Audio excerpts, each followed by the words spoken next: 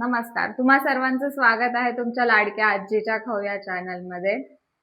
आता नारळी पौर्णिमा जवळ येते तर मग म्हणून मी आज तुम्हाला केशर भात कसा करायचा तो दाखवणार आहे. पण माझ्या सुनेची मैत्रीण आहे सीमा गुप्ते, तिची ही रेसिपी आहे, ती मी आज तुम्हाला करून दाखवणार. नारळाच्या दुधातला केसर भात. आता आपण साहित्य काय काय लागतं ते पाहू.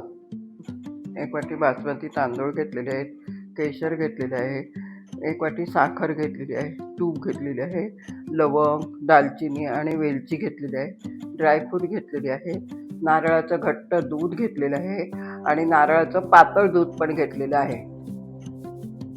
आता आपण केशर भात कसा करायचा ते पाहू. 1 वाटी तांदूळ स्वच्छ चांगले धुवून घेतलेले आहेत. 1 चमचा नारळाचं दूध घेतलं, त्याच्यात केशर घालून चांगलं ते मिक्स केलं आणि ते 15 मिनटं ठेवून दिलं. केशर लावल्यामुळे तांदूळ असे दिसतात. हा भात असा होतो. आता मी कढई तापत ठेवलेली आहे आणि त्याच्यात 1 चमचा तूप घालते. तूप पातळ झालं त्याच्यात 4-5 लवंगा घातल्या, वेलची घातली, दालचिनीचा तुकडा घातला,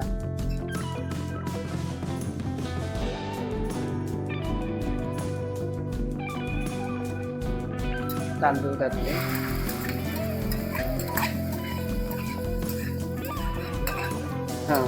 तांदूळ चांगले परतून घेते.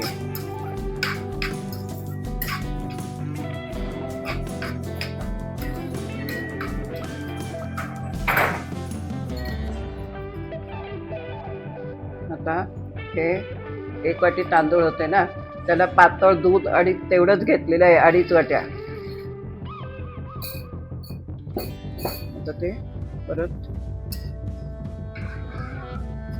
एक करून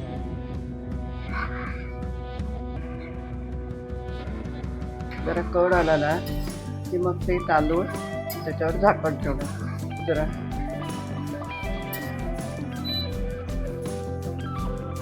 थोडा गॅस बारीक करून त्याच्यावर आता मी झाकण ठेवते.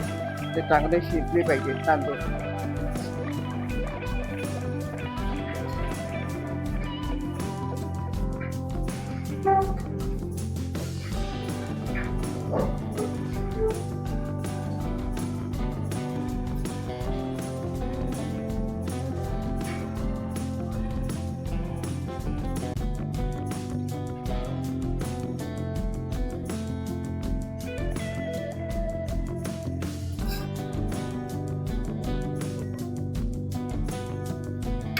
तांदूळ शिजत आले, पण अजून जरा 5 मिनिटं ठेवायला लागेल.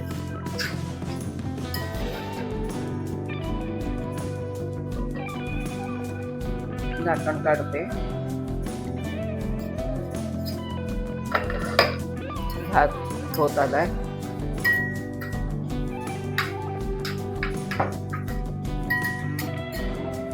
आता त्याच्यात साखर 1 वाटी मिक्स केलेली आहे.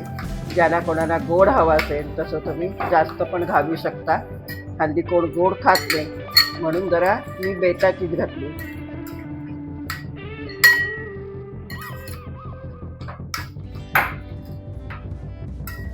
जरा साखर पातळ झाली, आता ते दूध घालते परत 1 वाटी.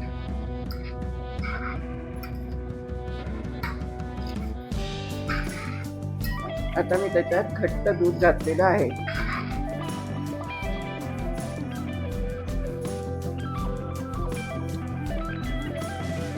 आता मी त्याच्यावर झाकण ठेवते.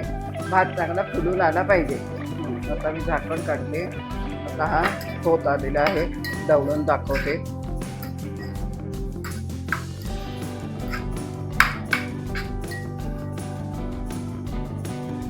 हे बघा, भात शिजत आला. थोडेसे ड्रायफ्रूट घालते.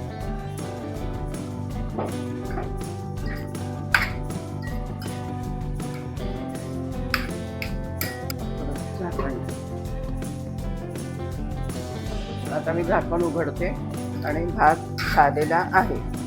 आता गॅस बंद करते.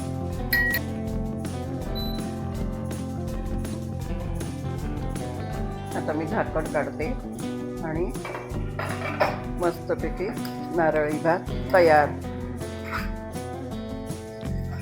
आता आपला हा केसर भात तयार झाला. नारळाच्या दुधात भात व्यवस्थित मुरला पाहिजे म्हणून मंद आचेवर भात अर्धा तास शिजत ठेवला.